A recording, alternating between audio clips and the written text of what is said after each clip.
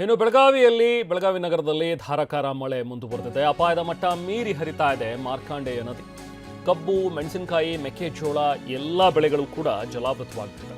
ಮೆಕ್ಕೆಜೋಳ ಬೆಳೆ ಜಲಾವೃತವಾಗಿದೆ. ಇದರಿಂದಾಗಿ ರೈತರು ಕೂಡ ಪರಿತಪಿಸ್ತಾ ಇದ್ದಾರೆ.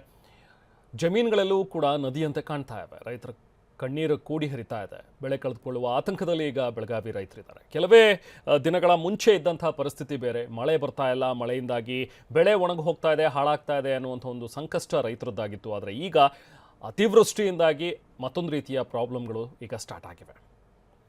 ಸ್ಥಳದಿಂದ ನಾವು ಪ್ರತಿನಿಧಿ ಸಹದೇವ್ ಮಾನೆ ಪ್ರತ್ಯಕ್ಷ ವರದಿ ನೀಡಿದ್ದಾರೆ. ಬನ್ನಿ ನೋಡೋಣ. ಪಶ್ಚಿಮ ಘಟ್ಟ ಭಾಗದಲ್ಲಿ ಧಾರಾಕಾರವಾಗಿ ಮಳೆ ಆಗ್ತಾ ಇರುವಂಥ ಕಾರಣಕ್ಕಾಗಿ ಮಾರ್ಕಂಡೇಯ ನದಿಗೂ ಕೂಡ ಅಪಾರ ಪ್ರಮಾಣದಲ್ಲಿ ನೀರು ಹರಿದು ಬರ್ತಾ ಇರುವಂಥದ್ದು. ಹೀಗಾಗಿ ಸದ್ಯ ಈಗ ನದಿ ತಟದಲ್ಲಿ ಒಂದು ಹಂತದಲ್ಲಿ ಕಂಪ್ಲೀಟ್ ಆಗಿ ಪ್ರವಾಹದ ರೀತಿಯಾದಂತಹ ದೃಶ್ಯಗಳು ಕಂಡು ಬರ್ತಾ ಇರುವಂಥದ್ದು. ನೀವೀಗ ಏನು ದೃಶ್ಯಾವಳಿಗಳನ್ನು ನೋಡ್ತಾ ಇದ್ದೀರಿ, ಇದು ಬೆಳಗಾವಿ ತಾಲೂಕಿನ ಕಡೋಲಿ ಭಾಗದ ಸದ್ಯದ ದೃಶ್ಯಾವಳಿಗಳು.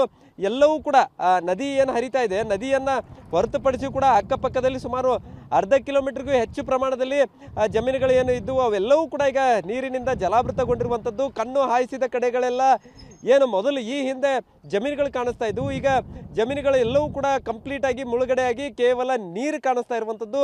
ಒಂದು ಕಡೆ ಈ ಭಾಗದಲ್ಲಿ ಹೆಚ್ಚಾಗಿ ಕಬ್ಬು, ಅದರ ಜೊತೆಗೆ ಮೆಕ್ಕೆಜೋಳ, ಅದರ ಜೊತೆಗೆ ಮೆಣಸಿನಕಾಯಿ ಸೇರಿದಂತೆ ಬೇರೆ ಬೇರೆ ಬೆಳೆಗಳನ್ನು ಬೆಳೆಯಲಾಗುತ್ತಿತ್ತು. ಆದರೆ ಈಗ ಆ ಎಲ್ಲ ಬೆಳೆಗಳು ಕೂಡ ಮುಳುಗಡೆ ಆಗಿರುವಂಥದ್ದು.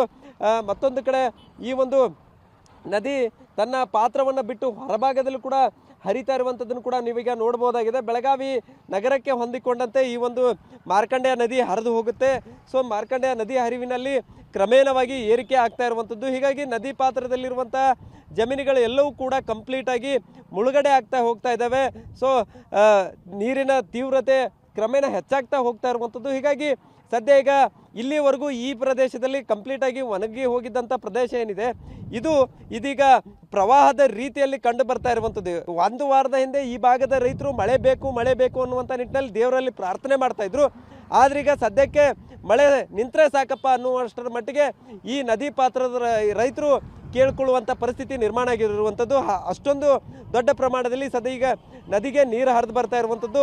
ಒಟ್ಟಿನಲ್ಲಿ ಒಂದು ಕಡೆ ಮಹಾರಾಷ್ಟ್ರದಲ್ಲಿ ಸುರಿತಾ ಇರುವಂತಹ ಧಾರಾಕಾರ ಮಳೆ, ಅದ್ರ ಜೊತೆಗೆ ಬೆಳಗಾವಿಯಲ್ಲೂ ಕೂಡ ಹೆಚ್ಚಿನ ಪ್ರಮಾಣದಲ್ಲಿ ಮಳೆಯಾಗಿ ಸಾಕಷ್ಟು ಅವಾಂತರಗಳನ್ನು ಸೃಷ್ಟಿ ಮಾಡ್ತಾ ಇರುವಂಥದ್ದು. ಇದೀಗ ಶಾಂತವಾಗಿ ಹರಿತಾ ಇದ್ದಂತಹ ಮಾರ್ಕಂಡೇಯ ನದಿ ಕೂಡ ಈಗ ತನ್ನ ಪಾತ್ರವನ್ನು ಬಿಟ್ಟು ಹೊರಭಾಗದಲ್ಲಿ ಹರಿತಾ ಇರುವಂಥದ್ದು. ಹೀಗಾಗಿ ಒಂದು ಹಂತದಲ್ಲಿ ನದಿ ಪಾತ್ರದಲ್ಲಿ ಆತಂಕದ ವಾತಾವರಣ ಕೂಡ ಈಗಾಗಲೇ ರೈತರಿಗೆ ಎದುರಾಗಿರುವಂಥದ್ದು. ಕ್ಯಾಮ್ರಾಮನ್ ಪ್ರವೀಣ್ ಜೊತೆ ಸಹದೇವ್ ಮಾನೆ, TV9 ಬೆಳಗಾವಿ.